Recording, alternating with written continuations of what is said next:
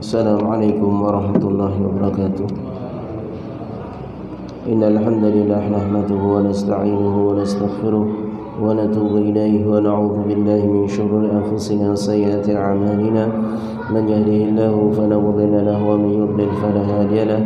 Asyhadu an la ilaha illallah wahdahu la syarika lahu wa asyhadu anna Muhammadan 'abduhu wa rasuluh sallallahu alaihi wa ala alihi wa ashabihi wa man tabi'ahum bi ihsanin ila yaumil qiyamah.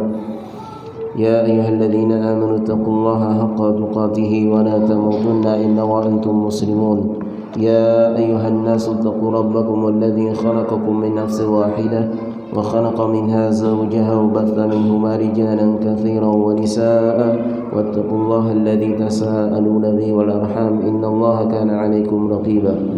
يا أيها الذين آمنوا اتقوا الله وقولوا قولا سديدا يصلح لكم أعمالكم ويغفر لكم ذنوبكم ومن يطع الله ورسوله فقد فاز فوزا عظيما. أما بعد فإن أصدق الحديث كتاب الله وخير الهدي هدي محمد صلى الله عليه وسلم وشر الأمور محدثاتها وكل محدثة بدعة وكل بدعة ضلالة وكل ضلالة في النار. أعاذنا الله وإياكم جميعا من النار.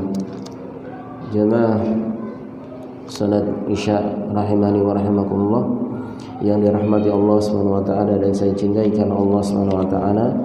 Alhamdulillah, kita panjatkan puji syukur kepada Allah Subhanahu wa taala yang mana sampai detik ini kita masih diberikan limpahan rahmat, kemudian juga hidayah serta taufik dari Allah Subhanahu wa taala sehingga kita mau dan mampu menjalankan ibadah yang itu merupakan tujuan diciptakannya kita di dunia ini. Jamaah rahimani wa rahimakumullah,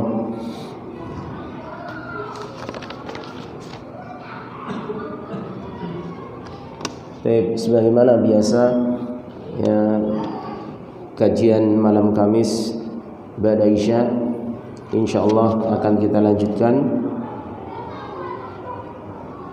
masih membahas tentang satu risalah yang ringkas ya, yaitu yang berjudul Fusulul Adab wa Makarimul Akhlaq Al-Masyru'ah, yaitu macam-macam adab dan akhlak mulia yang disyariatkan, yang ditulis oleh Syekh Abdul Wafa Ali bin Aqil bin Muhammad Al-Hambali rahimahullahu taala.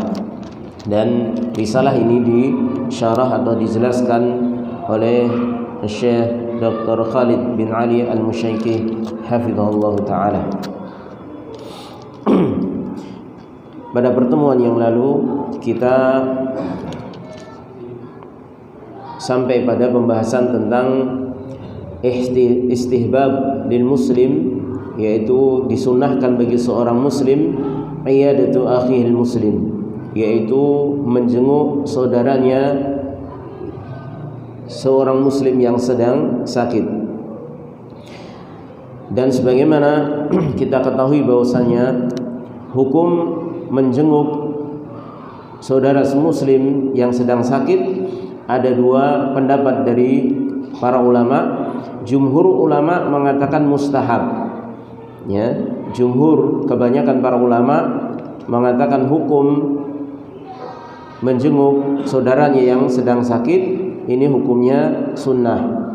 Adapun sebagian ulama berpendapat fardu kifayah ya, fardu kifayah. Berarti konsekuensi fardu kifayah adalah jika di satu kampung ada seorang muslim yang sakit, kemudian tidak ada satupun dari muslim yang sehat yang lainnya itu menjenguknya, maka semua berdosa ya, semuanya berdosa. Ini konsekuensi dari fardu kifayah. Kenapa fardu kifayah? Karena ditinjau dari jenis amalannya. Artinya itu dilihat dari tahsilul amal, yaitu tercapainya amalan tersebut. Artinya kalau sudah ada yang melaksanakan amalan tersebut, yaitu menjenguk orang yang sakit, maka gugur kewajiban bagi yang lainnya ya. Bukan ditinjau dari pelakunya, ya. Kalau ditinjau dari pelakunya berarti itu namanya fardu ain, ya. Seperti hukum sholat 5 waktu, maka ini fardu ain karena itu ditinjau dari pelaku, ya. Artinya walaupun sholat 5 waktu itu sudah dikerjakan oleh sebagian kaum muslimin, tetap yang belum mengerjakan itu harus mengerjakannya, ya. Itu kalau fardu ain. Adapun fardu kifayah maka ditinjau dari tahsilul amal, yaitu terrealisasinya amal tersebut atau belum. Kalau sudah, maka sebagian yang belum mengerjakan dari amal tersebut maka sudah gugur dari sisi kewajibannya. Baik. Kemudian juga kemarin kita sudah membahas tentang keutamaan tentang menjenguk orang yang sakit, dan ini sangat banyak sekali keutamaannya. Di antaranya seperti yang disebutkan oleh Rasulullah SAW dalam hadis-hadisnya, di antaranya yaitu kemarin kita sebutkan bahwasanya orang yang menjenguk saudaranya yang sakit, maka dia seperti, artinya dalam kondisi fi khurfatil jannah, dalam kondisi memetik buah surga, hatta yajlis, sampai dia duduk. Kemudian kalau sudah dia duduk sampai ke tempat orang yang sakit tersebut, maka rahmat akan tercurah padanya terus menerus. Dan kalau dia dalam kondisi pada waktu sore hari, maka 70.000 malaikat itu mendoakan rahmat padanya sampai pagi hari. Kalau dia menjenguknya di pagi hari, maka 70.000 malaikat itu mendoakan rahmat sampai sore hari.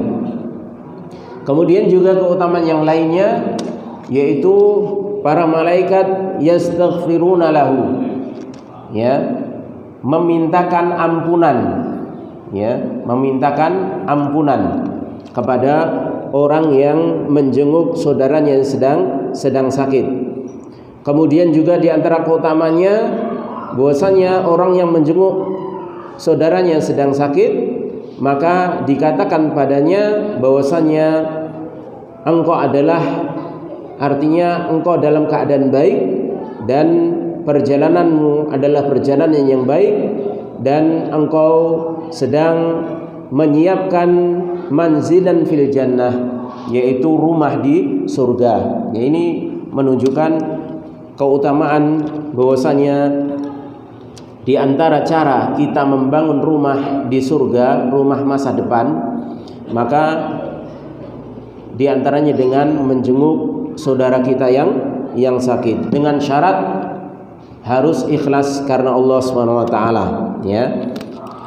Tidak boleh ada niatan-niatan selain untuk mencari pahala dari Allah Subhanahu wa taala, ya. Tidak boleh menjenguk orang sakit karena nanti agar supaya diperlakukan yang sama, ya, oleh orang yang kita jenguk, oleh orang yang kita berbuat baik kepadanya tersebut. Tidak boleh, ya, karena niatan kita itu ikhlas karena Allah Subhanahu wa taala, sebagaimana sabda Nabi alaihi salatu wasallam yang menggambarkan tujuan ikhlas seorang hamba tersebut adalah mengharap imbal balik itu dari Allah Subhanahu wa taala.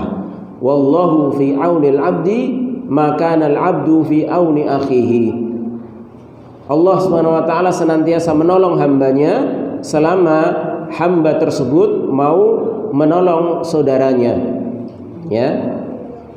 Dan juga disebutkan kemarin bahwasanya terkadang Allah Subhanahu wa taala ketika menginginkan keikhlasan kita murni 100%, terkadang ketika kita berbuat baik kepada saudara kita, ya, kita mungkin sering memperhatikan saudara kita, tapi saudara kita tersebut tidak pernah membalas kebaikan kepada diri kita. Artinya cuek-cuek saja, Nek loro tak tiliki, loro ping pira tak tiliki, aku loro ra tau ditiliki. Ya. Maka terkadang Allah menjadikan balasan dari orang yang kita berbuat baik kepada saudara kita tersebut itu justru dibalas dengan sebaliknya. Ibarat pepatah mengatakan air susu dibalas dengan air tuba. Kita nggak usah khawatir tentang masalah ini.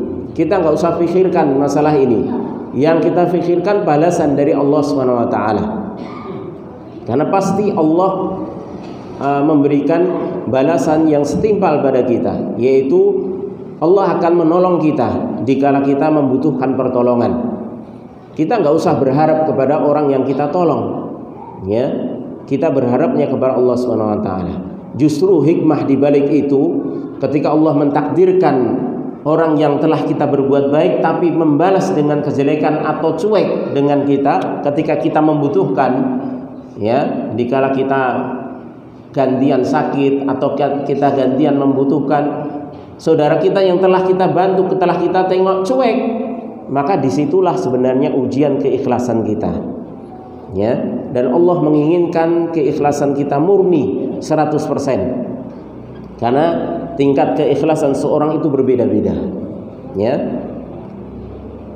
Maka dari situlah kita harus benar-benar niatkan semua karena Allah SWT. Allah ingin menolong kita ketika kita gantian membutuhkan, ya, dengan pertolongan manusia misalnya, maka itu caranya Allah sendiri yang akan mengaturnya, bukan kita, ya. Jangan kita menentukan kalau kita berbuat baik kepada si fulan, kemudian saya ingin kalau nanti saya butuhkan si fulan juga nolong saya. Enggak harus, ya.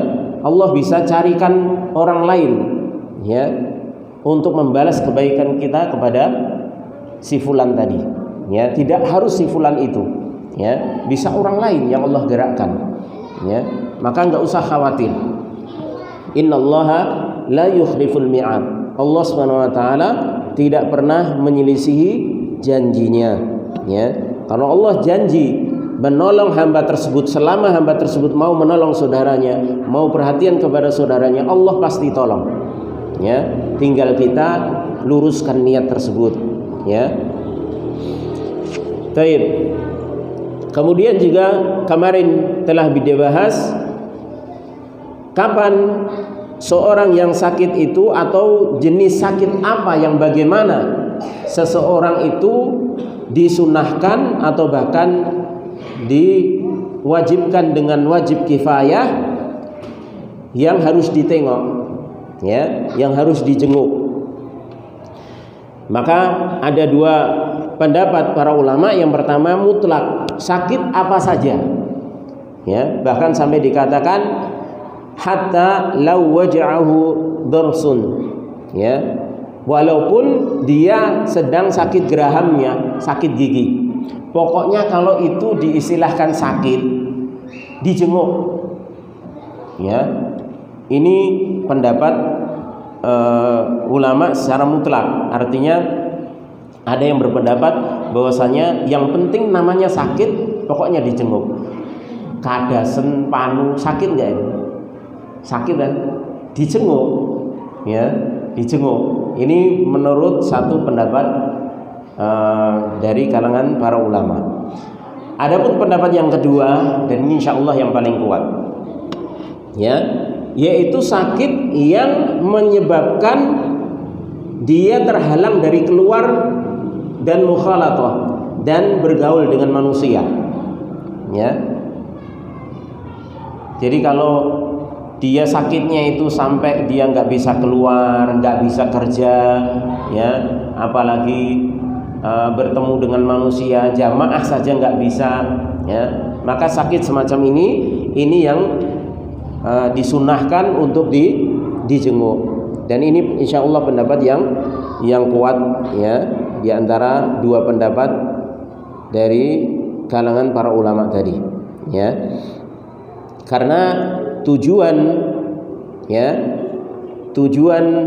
menjenguk orang yang sakit itu pada dasarnya ada tasliyah, ya, yaitu memberikan hiburan kepada orang yang sakit. Karena orang yang sakit itu perasaannya itu sudah seakan-akan dia asing tersendiri, karena dia nggak bisa keluar rumah, nggak bisa bergaul dengan manusia, atau bahkan dia terkadang putus asa. Orang yang sakit itu, apalagi kalau sakitnya itu sakit permanennya, seperti stroke, ya, atau misalnya anggota tubuhnya hilang, ya, karena kecelakaan misalnya.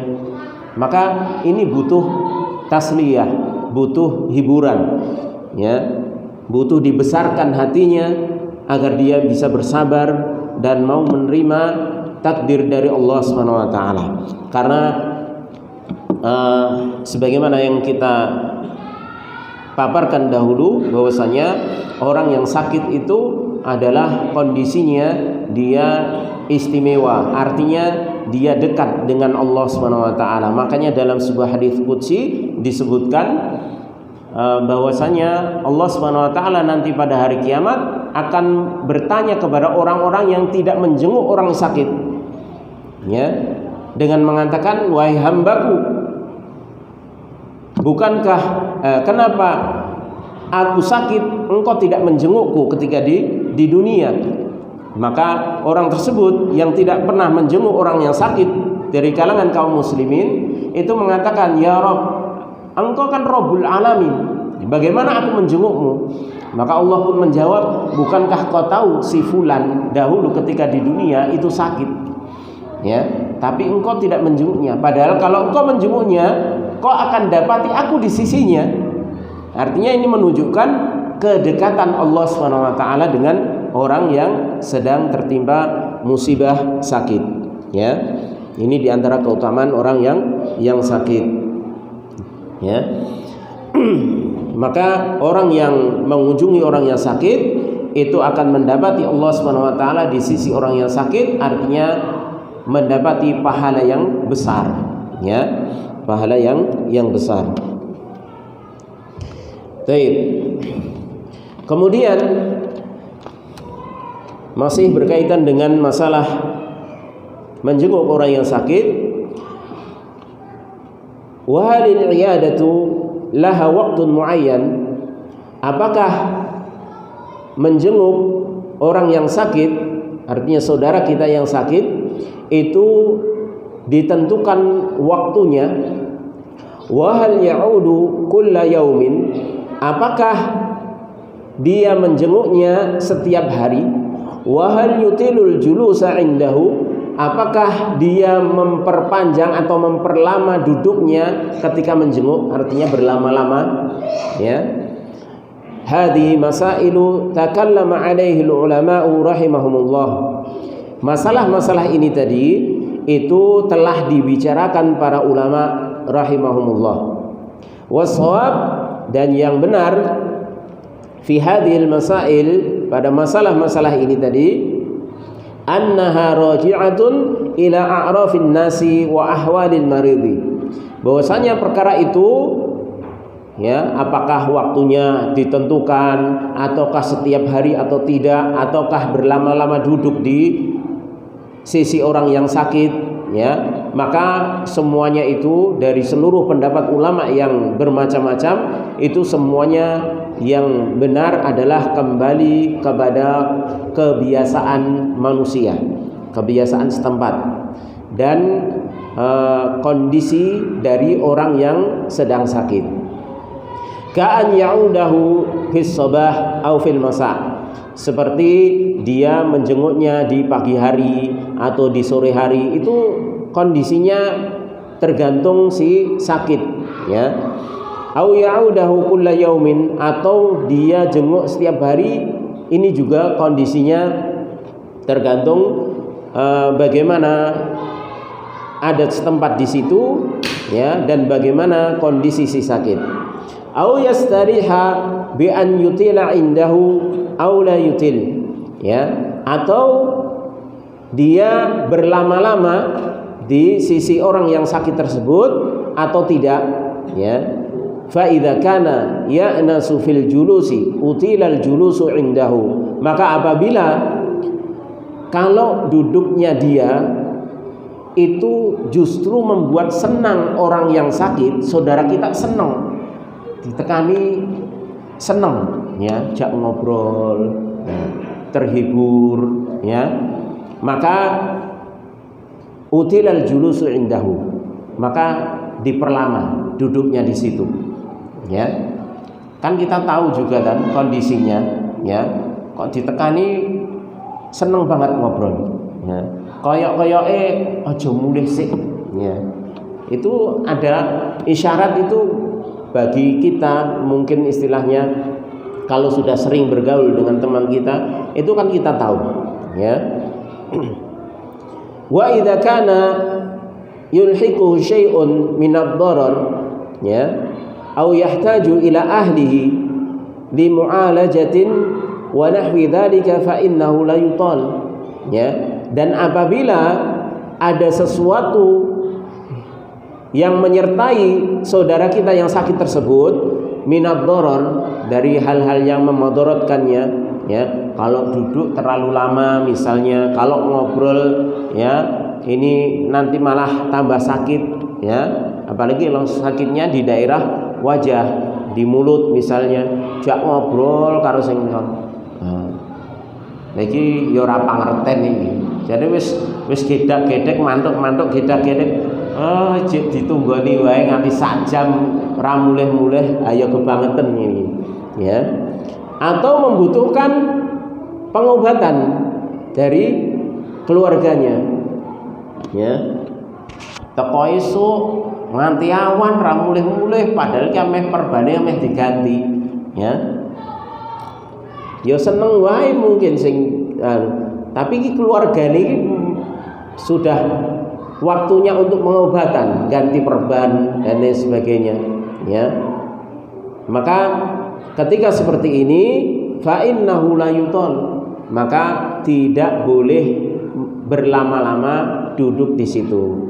Tidak boleh berlama-lama untuk menjenguknya, ya. Jadi dikondisikan, tahulah istilahnya adatnya bagaimana. Oh, kalau pagi biasanya ini jam-jamnya pengobatan, ya. Apalagi kalau kita nengok di rumah sakit, ya. Kalau di rumah mungkin lebih agak fleksibel, tapi kalau di rumah sakit biasanya kalau pagi waktu pengobatan, ya, siang, ya, sore, yaitu waktu-waktu yang diperlukan untuk pengobatan seperti di rumah sakit. Tapi kalau malam biasanya pada maghrib misalnya itu sudah nggak ada kegiatan lagi, biasanya tinggal mau istirahat, maka nengok, ya, sebentar, ya. Dan itu sudah mencukupi, ya. Tapi kalau pas di rumah misalnya sudah pulang tapi masih kondisi sakit, kita tengok kok teman kita seneng kalau kita datang, ya. Kita senang karena kita mungkin bisa menghiburnya, bisa membesarkan hatinya, ya. Maka kita lihat, ya, kalau kayaknya 1/4 jam kok dia kayak masih betah, senang banget, ya, dengan kedatangan kita, ya, dengan nasihat-nasihat kita, senang banget. Maka tunda, jangan pulang dulu, ya, jangan pulang dulu, ya. Apalagi kalau kita mau sebentar ya tanu, ya, jangan pulang dulu, ya, saya masih ingin ngobrol, saya masih ingin curhat misalnya seperti itu, agar supaya dia tidak putus asa di dalam menghadapi musibah sakitnya tersebut, maka tunda, ya, jangan pulang dulu.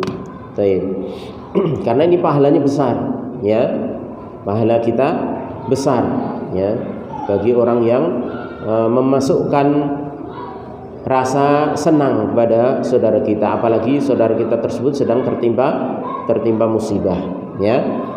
Bahkan dalam sebuah hadis disebutkan itu lebih baik daripada iktikaf sebulan penuh, kata Rasulullah SAW di Masjid Nabawi, ya, yang mana iktikaf itu penuh dengan ibadah, ya, tapi memenuhi kebutuhan saudara, menyenangkan saudara yang sedang butuh, itu lebih dicintai oleh Nabi SAW daripada iktikaf sebulan penuh di Masjid Nabawi. Ya. Baik, ini tentang adab, ya, dan ini merupakan akhlak yang mulia bagi seorang muslim, yaitu menjenguk saudaranya yang muslim yang sedang tertimpa musibah sakit. Baik, kemudian qala al-muallif rahimahullah, berkata penulis semoga Allah merahmatinya, wa huduru janazatihi idza mata. Ya, di sini muallif tidak langsung membahas tentang bagaimana hukum menjenguk seorang non muslim yang sedang sakit, ya, tapi diselingi, ya, setelah ini, ya, baru dibahas tentang hukum menjenguk orang kafir yang sedang sakit.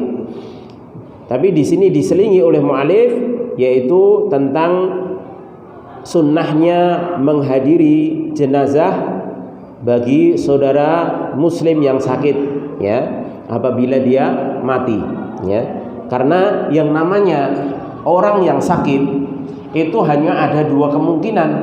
Kalau nggak sembuh, mati, ya, mati, ya. Nek ora mari, mati, ya. Ini dua kemungkinan. Makanya setelah membahas tentang hukum menjenguk orang yang sakit bagi saudaranya muslim, penulis di sini beralih kepada sunnahnya menghadiri jenazah apabila dia meninggal, ya. Karena ini berkaitan, ya.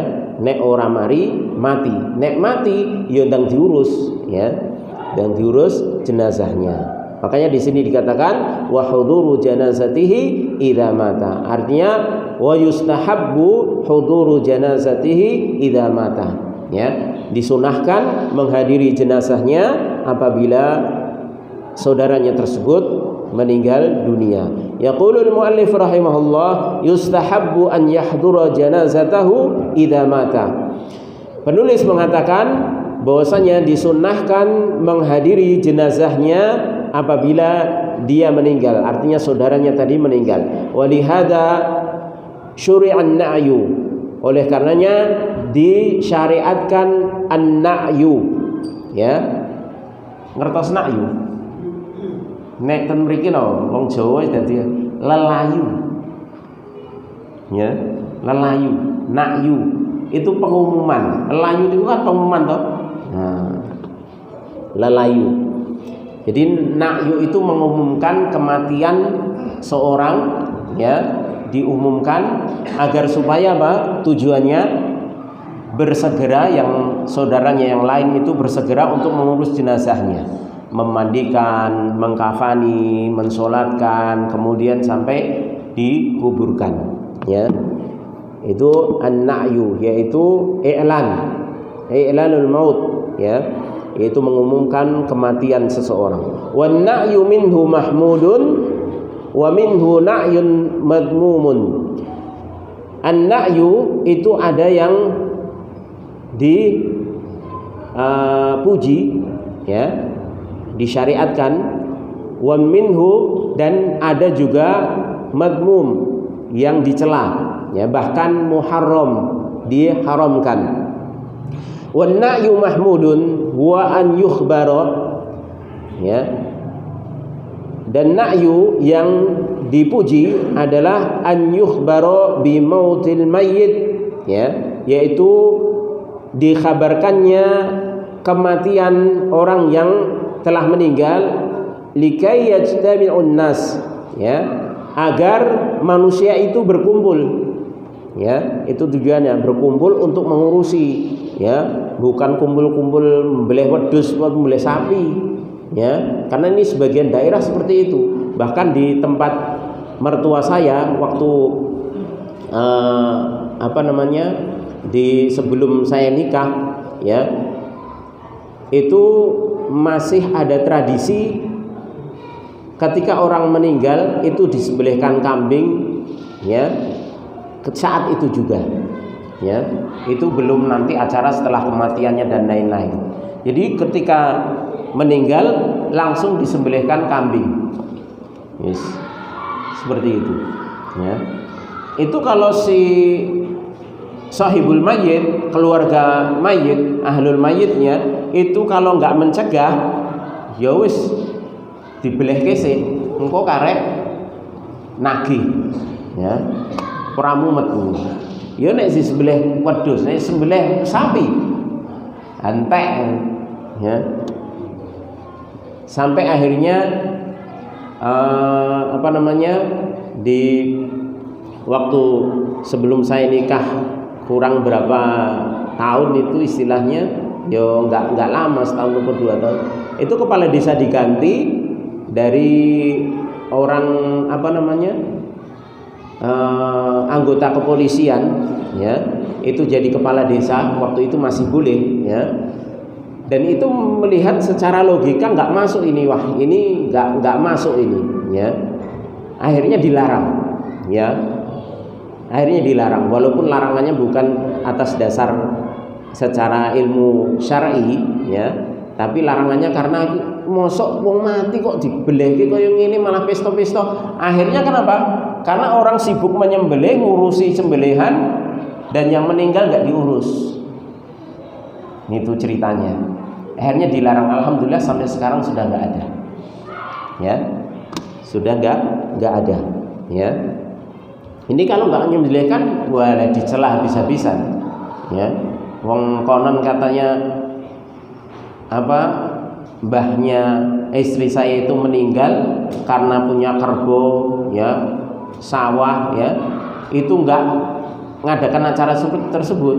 Itu saja sampai dicela katanya, kok yo cetil mung kebo siji apa wedhus siji ya ora. Sampai seperti itu. Ya, tapi alhamdulillah sekarang sudah mulai faham, ya. Baik. Jadi na'yu itu mengkhabarkan kematian seseorang agar manusia berkumpul wa yata'awanu fi tajhisihi min taksilihi wa takfinihi was salati alaihi wa dafnihi wa ittiba'i janazatihi, ya, agar supaya manusia berkumpul kemudian saling ta'awun, saling bantu-membantu di dalam mengurus jenazah tersebut, seperti memandikan, mengkafani, mensolatkan, kemudian menguburkan, dan mengikuti atau mengantarkan jenazah ke kuburan. Wa kama jaa fi sahih Muslim, ya, dan sebagaimana yang telah datang dalam hadis yang diriwayatkan oleh Imam Muslim, annahu ma min rajulin muslimin yamutu fayaqumu ala janazatihi 40 rajulan la yusyrikuna billahi syai'an illa syafa'ahumullahu fihi. Tidaklah seorang laki-laki muslim, artinya seorang muslim baik laki-laki maupun perempuan, karena ini secara umum, ya, yamutu yang meninggal kemudian menegakkan untuk sholat jenazah, ya, yaqumu ala janazatihi 40 rajulan, 40 orang yang sholat, ya, 40 orang, la yusyrikuna billahi syai'an, yang 40 orang ini adalah orang-orang yang mentauhidkan Allah Subhanahu wa taala, tidak menyekutukan Allah Subhanahu wa taala, ya.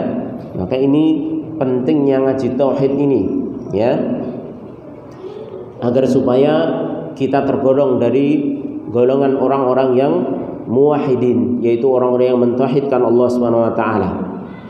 Maka ketika ada orang 40 orang yang tidak menyekutukan Allah Subhanahu wa taala salat atas mayit tersebut, maka apa balasannya? Illa syafa'ahumullahu fihi, kecuali 40 orang ini doanya itu bisa menjadikan syafaat nantinya bagi si mayit, ya. Jadi si mayit ini bisa mendapatkan syafaat dari 40 orang ini. Artinya kemungkinan untuk diampuni dosanya itu sangat besar, ya. Ini keutamaan sholat jenazah, ya. Fahuduru janazatihi ala qaulil muallif mustahabbun, lakin ma yata'allaqu bi taghsilihi wa takfinihi was salati alaihi wa hamlihi wa dafnihi hadhihi al-huququl khamsah kulluha min furudil kifayat li wujudil amri biha. Muallif di sini mengatakan hudurul janazah ini sunnah, menghadiri jenazah itu sunnah. Akan tetapi yang berkaitan dengan rinciannya seperti memandikan, mengkafani, mensolatkan, membawanya, menguburkannya, ya, hak-hak yang 5 tadi itu semuanya hukumnya fardu kifayah. Artinya harus ada yang melaksanakannya. Kalau nggak ada semuanya berdosa, ya, karena adanya perintah dari Nabi alaihi salatu wasalam. Kama fi hadits Ibnu Abbas radhiyallahu anhuma fil ladzi waqasadhu rahilatuhu, ya. Ini sebagaimana riwayat Ibnu Abbas bahwasanya ketika Ibnu Abbas mengkisahkan tentang seseorang yang jatuh dari tunggangannya, ya, dan patah tulang lehernya dan mati seketika waktu itu. Qala Nabi sallallahu alaihi wasallam, maka Nabi alaihi salatu wasallam bersabda, "Igsiluhu bima'in wa sidrin wa kafinuhu fi thawbain." Mandikanlah orang tersebut dengan air dan sidr, daun bidara. Ini kalau sekarang diganti dengan sabun, ya. Kalau dahulu daun bidara, tapi daun bidara ini masih tetap statusnya masih sunnah, ya, walaupun sekarang dicampur dengan sabun juga boleh. Wa kafinuhu fi thawbain, dan kafanilah dengan dua baju, ya, karena pada waktu itu ini yaitu ketika orang tersebut sedang wukuf, ya, di Arafah, naik tunggangan kemudian jatuh, ya. Hadis ini diriwayatkan oleh Imam Bukhari dan Muslim. Wa hadhil awamir tadullu 'ala al-wujub, dan perintah-perintah ini menunjukkan tentang kewajibannya.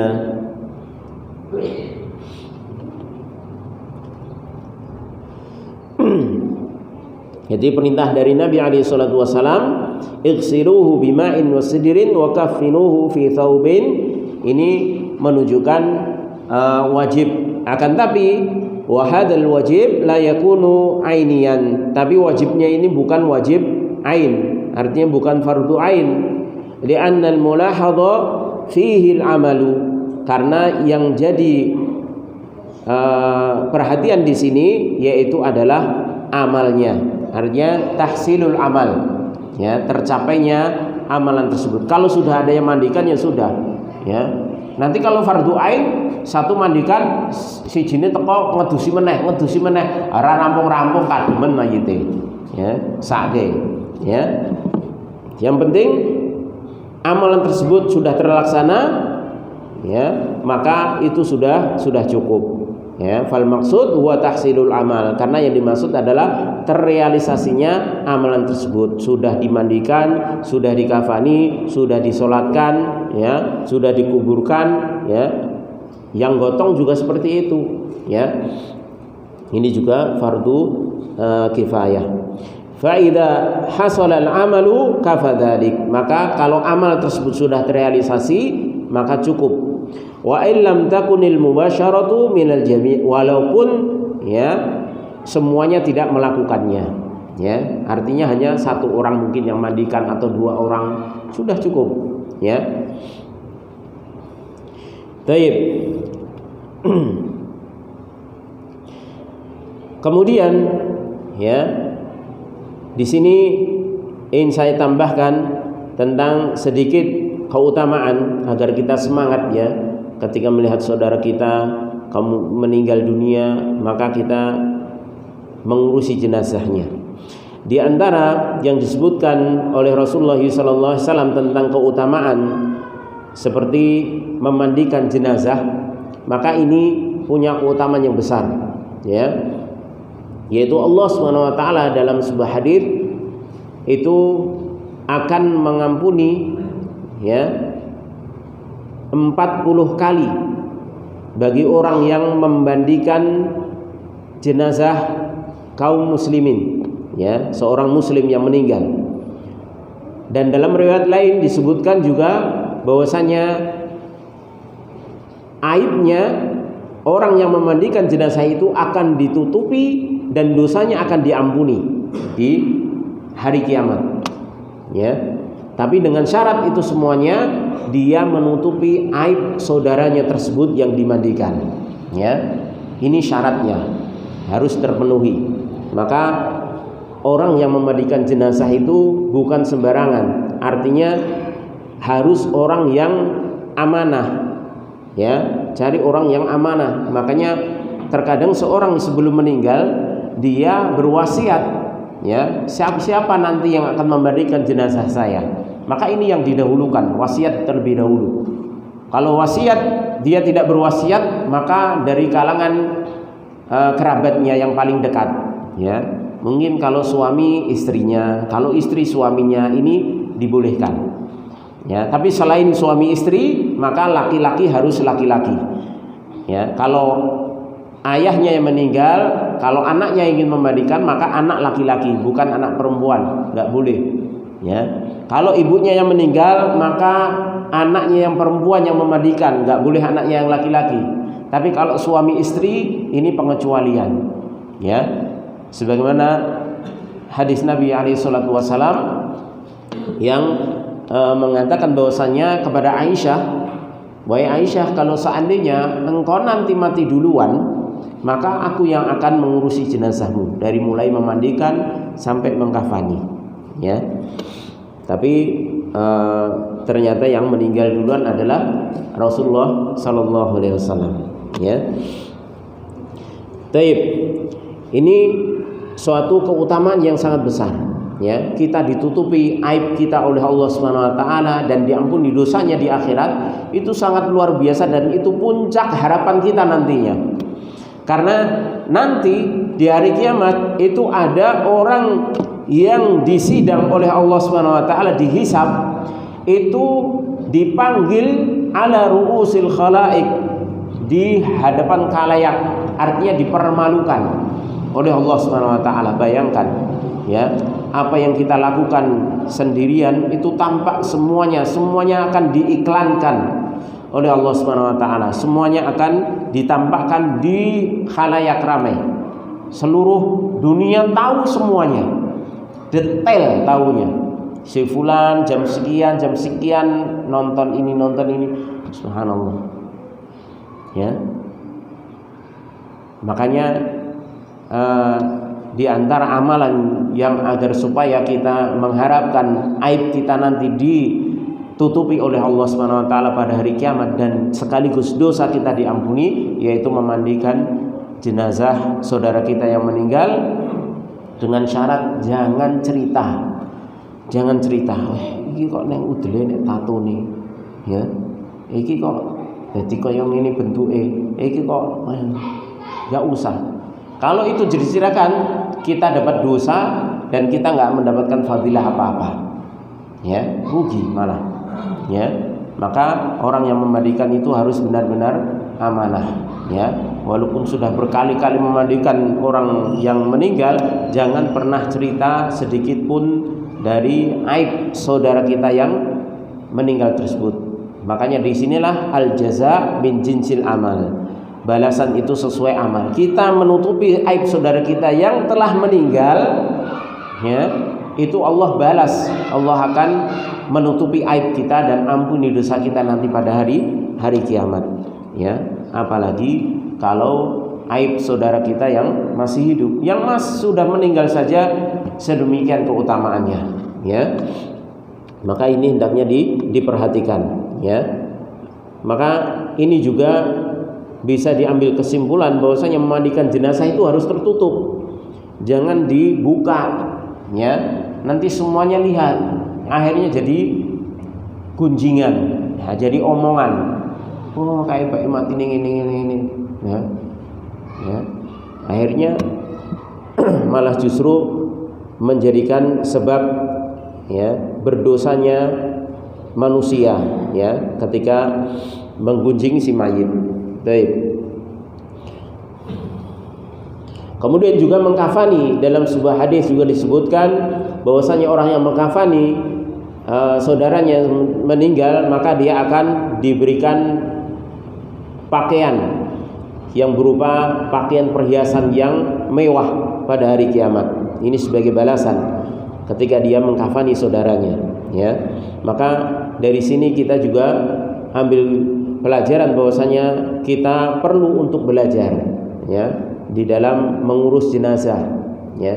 Karena semuanya itu akan kita dapatkan hasil dan keutamaannya kalau amalan kita itu sesuai dengan apa yang diajarkan oleh Nabi SAW, ya. Mengkafani bagaimana caranya, memandikan bagaimana caranya. Memandikan diantaranya harus lemah lembut, tidak boleh usak-usuk, ya. Makanya kalau memandikan jenazah itu terlalu banyak orang, akhirnya kayak rebutan, ya. Wosok igeret rono geret rene, ya. Ini orang yang tidak tahu, makanya harus belajar, ya. Karena menyakiti si mayit, seorang muslim yang meninggal, itu sama seperti menyakiti seorang muslim yang masih hidup. Itu keutamaan jiwa seorang muslim. Bahkan jasadnya pun itu dimuliakan oleh Allah SWT, tidak boleh disakiti, karena ketika menyakiti itu seperti menyakiti ketika dia masih hidup. Kemudian juga menyolatkan, ya, menyolatkan itu mendapatkan pahala 1 qirot. Ketika menyolatkan dengan menguburkan itu 2 qirot. Maka ada sahabat yang bertanya, "Wa mal qiratan ya Rasulullah?" Ya. Apa itu 2 qirot ya Rasulullah? Mithlu jabalain azimain. Ya, maka Rasulullah SAW menyatakan semisal 2 gunung yang amat besar. Ya, itu pahala menyolatkan dan juga mengikuti jenazahnya, artinya sampai dikuburkan, ya. Maka dari sini kita harus perhatian ketika kita takziah, jangan sia-siakan. Kadang kita takziah cuma tengok-tengok, liyane nyolatke ra melu nyolatke, ya. Apa fadilah kita yang akan kita dapat kalau seperti itu, ya? Mung sekedar kumpul-kumpul tok, ya, ngobrol ngalor ngidul, ya. Padahal keutamanya ada di depan kita, ya. Sudah diumumkan ini mau disolatkan, enggak ikut sholat, ya. Maka jangan sampai semacam ini kita lewatkan, ya. Ini pahala yang amat besar, ya. 2 qirot, ya. 1 qirotnya itu seperti 1 gunung yang besar, ya. Kalau menyolatkan, sempatnya menyolatkan, kemudian karena nggak ada waktu, nggak ikut ke kuburan, nggak ada masalah. Tapi minimal solatkan. Kalau memang jenazah itu pantas untuk disolatkan, ya. Tapi kalau jenazahnya nggak solat, ya jangan disolatkan, ya. Baik. Ini diantara keutamaan mengurusi jenazah tadi, ya.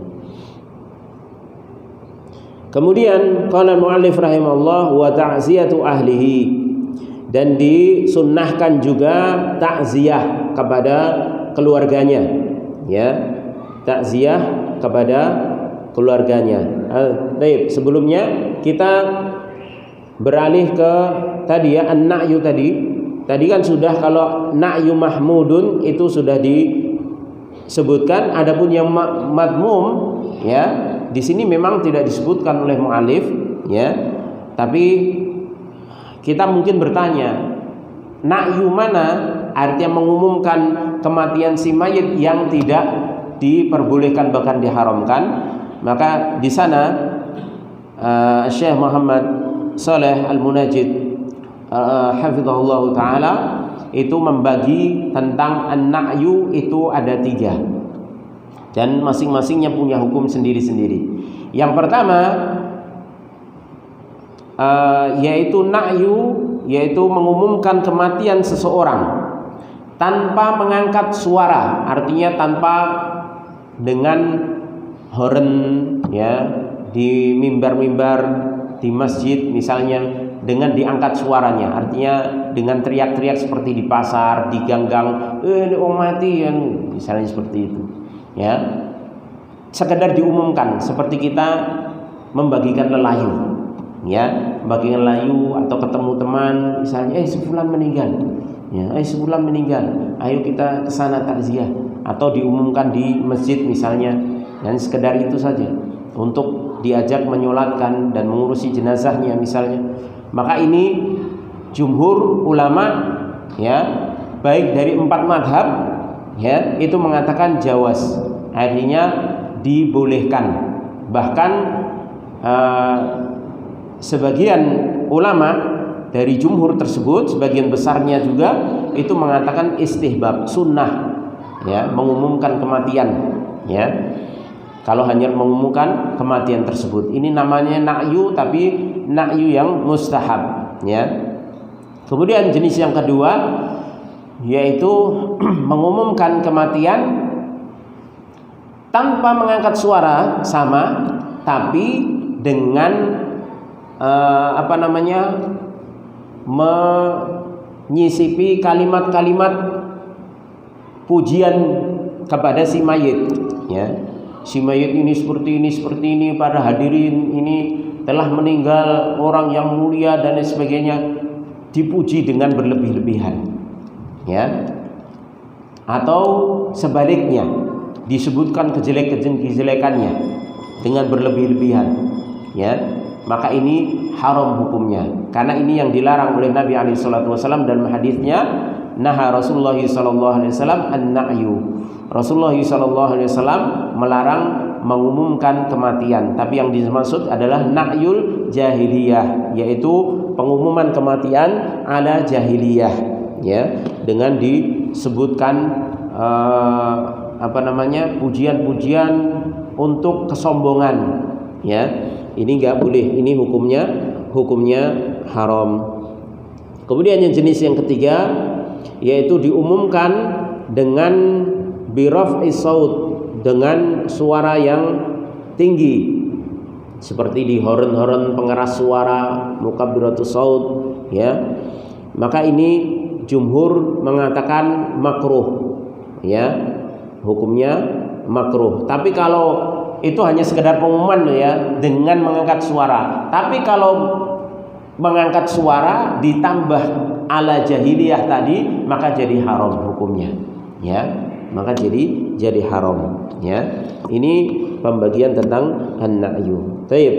Kemudian qala al-mu'allif wa ta'ziyatu ahlihi, dan takziah melayat ya, kalau bahasa kita melayat ya, dengan kepada keluarga si mayit. Idza mata, apabila meninggal salah satu keluarganya. Yustahabbu an yu'azza ahluhu, disunahkan untuk takziah kepada keluarganya. Artinya takziah itu tasliyah, yaitu menghibur keluarga si mayit. Wa yadullu lidzalika ma thabata fi sunan Ibnu Majah min hadits Amr bin Hazm anna an-nabiy sallallahu alaihi wasallam qala ma min mu'minin yu'azzi akhahu bi musibatin illa kasahu Allahu subhanahu min hulalil karamati yaumal qiyamah. Hadis diriwayatkan oleh Imam Ibnu Majah. Nabi SAW bersabda, tidaklah seorang yang beriman itu menghibur saudaranya, takziah, melayat saudaranya yang terkena musibah, kecuali Allah SWT akan memakaikan pakaian dari pakaian kemuliaan pada hari kiamat. Ya, ini balasan orang yang menghibur saudaranya yang terkena musibah. Ya, hadis ini secara umum, baik musibah itu kematian ataupun musibah-musibah yang lainnya. Ya. Wa aidan azan Nabi sallallahu alaihi wasallam ibnatahu lama tuwfiya waladuha. Demikian juga kisahnya Nabi SAW bertakziah kepada putrinya yang pada waktu itu putrinya kehilangan anaknya yang masih kecil, meninggal. Ya, ini kisahnya juga ma'ruf tentang takziah Nabi. Bahkan Nabi menangis pada waktu itu ketika melihat cucunya, cucu dari anak perempuan, ya, yang meninggal pada waktu itu, ya.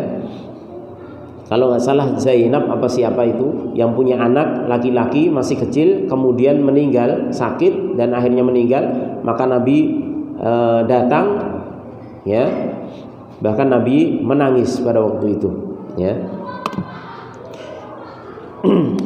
Baik, kita lanjutkan. Wa ahsanu lafdin yu'azza bihi an yabda'a bima warada 'ani Nabi sallallahu alaihi wasallam azza ibnatahu, ya. Dan yang paling bagus lafaz untuk takziah adalah memulai dengan apa yang ada contohnya dari Nabi alaihi salatu wasallam ketika bertakziah kepada cucunya tersebut, yaitu ucapan innalillahi ma akhad wa lahu ma a'ta wa kullun 'indahu bi ajalin musamma. Dalam riwayat lain wa kullu syai'in 'indahu bi ajalin musamma faltasbir wal tahtasib. Hadis diriwayatkan oleh Imam Bukhari dan Muslim, ya. Nabi mengucapkan sesungguhnya milik Allah apa yang telah diambil dan milik Allah pula apa yang diberikan, dan segala sesuatunya di sisi Allah punya ajal yang telah ditentukan. Faltasbir wal tahtasib, maka bersabarlah dan harapkanlah pahala karenanya, ya.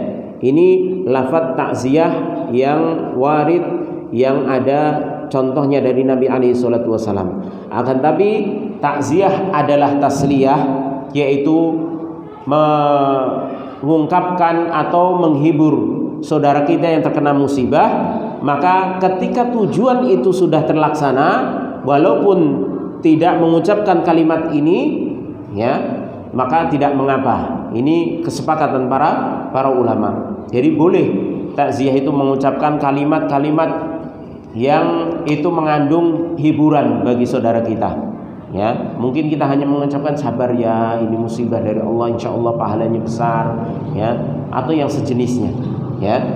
Maka ini boleh.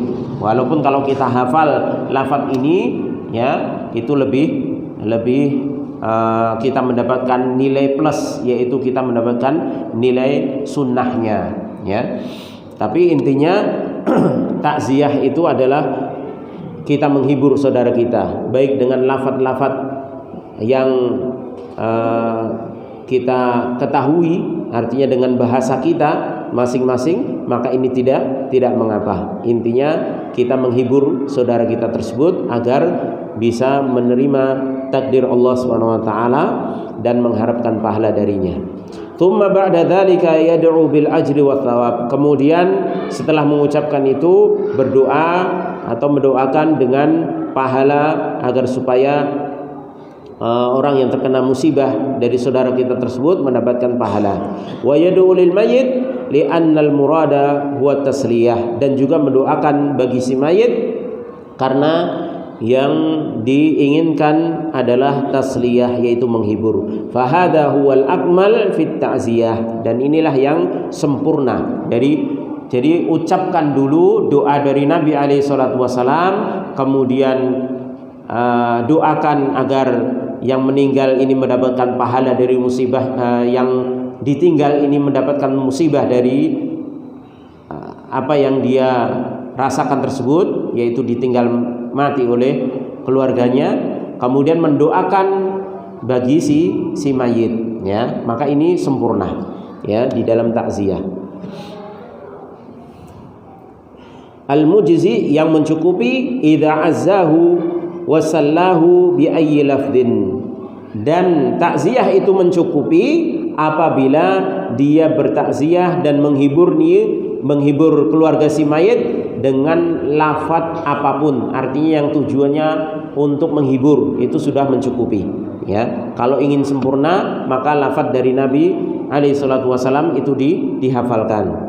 Ya, inna lillahi ma akhad wa lahu ma a'ta wa kullu syai'in 'indahu bi ajalin musamma faltasbir wal tahtasib. Ya. Li'anna al-maqsuda huna tasliyatul muslim wa takhfifu huznihi. Karena yang dimaksud dengan takziah itu adalah tasliyatul muslim, menghibur seorang muslim dan meringankan kesedihannya. Wal amalu ala idkhali sururi wa adamil huzni alaihi, dan agar supaya memasukkan kesenangan ya kepada seorang muslim yang tertimpa musibah tersebut dan menghilangkan kesedihannya. Taib.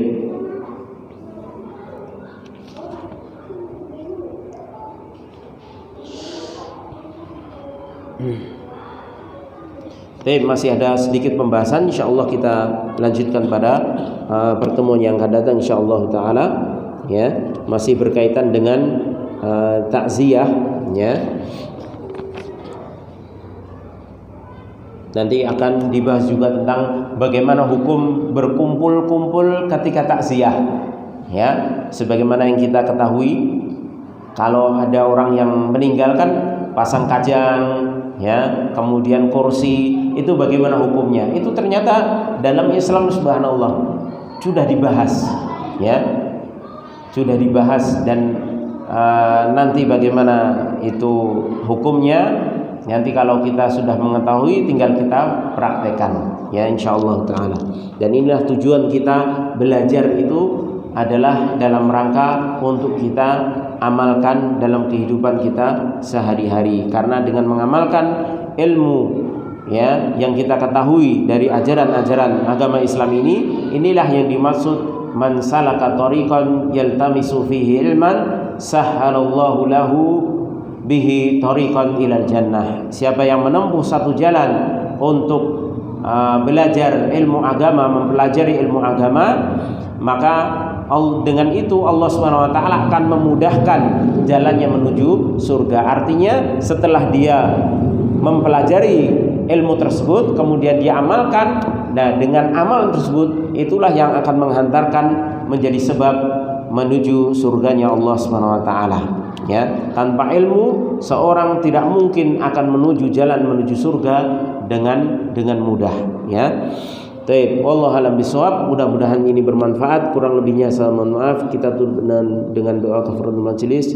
Subhanakallahumma wa bihamdika asyhadu an la ilaha illa anta astaghfiruka wa atubu ilaik. Assalamualaikum warahmatullahi wabarakatuh.